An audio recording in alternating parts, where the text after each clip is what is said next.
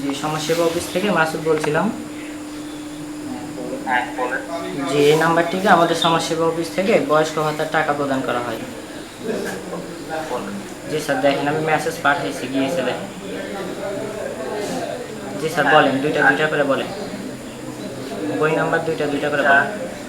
346356। জি sir, ধন্যবাদ sir. আপনার অ্যাকাউন্টটা এখানে যাচাইকৃত হয়ে গেছে। এখন এই নাম্বারটা ভালোভাবে সাদা কাগজে রেখে রাখবেন। 24 তারিখে যখন ডাকা হবে এই নাম্বারটি নিয়ে এসে জমা দিয়ে বইটা নিয়ে যাবেন স্যার। ঠিক আছে স্যার? জি, সমাজসেবা অফিস থেকে মাসুদ বলছিলাম। জি, এই নাম্বারটিতে আমাদের সমাজসেবা অফিস থেকে বয়স্ক ভাতার টাকা প্রদান করা হয়। বান্ডেল থাকলে প্রতি সেনমানিতে টাকা বাঁচবে। বিকাশ সেনমানি বান্ডেল কিনে জিতুন প্রতি লেনদেনে। আপনি কি সঠিক নিয়মে সঠিকভাবে ভাতার টাকাটা পাচ্ছেন?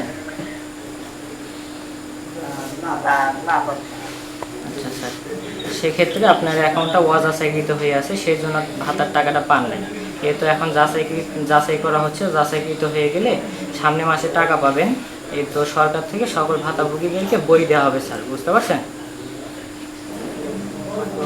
জি স্যার, সে বইটা আগামী মাসের 24 তারিখে দেওয়া হবে। উপজেলা থেকে যখন মাইকিং করে ডাকবে তখন উপজেলায় এসে বইটা নিয়ে যেতে হবে। আর সেই বই নাম্বারটা আমরা আপনার এই ফোনে দেবো। নাম্বারটা আপনি লিখে রাখবেন এবং দুইটা দুইটা করে আমাদেরকে বলবেন। বলার পর আমরা এখান থেকে অ্যাকাউন্টটা যাচাইকৃত করে দেবো। যাচাইকৃত হয়ে গেলে 24 তারিখে উপজেলায় এসে ওই নাম্বারটা নিয়ে এসে জমা দিয়ে বইটা নিয়ে যাবেন এবং তারপর থেকে বইয়ের মাধ্যমে ভাতার টাকা পাবেন স্যার, বুঝতে পারছেন? হ্যাঁ স্যার, তা আমরা এখন মেসেজটা, বই নাম্বারটা পাঠাবো। মেসেজটা যাওয়ার সঙ্গে সঙ্গে বই নাম্বারটা দ্রুত দুইটা দুইটা করে আপনার মতো বলা শেষ করবেন স্যার। ঠিক আছে স্যার? জি স্যার, দেখেন আমি মেসেজ পাঠিয়েছি, গিয়েছে দেখেন। জি স্যার, বলেন, দুইটা দুইটা করে বলেন। বই নাম্বার দুইটা দুইটা করে বলেন। 346356। জি স্যার, ধন্যবাদ স্যার। আপনার অ্যাকাউন্টটা এখানে যাচাইকৃত হয়ে গেছে।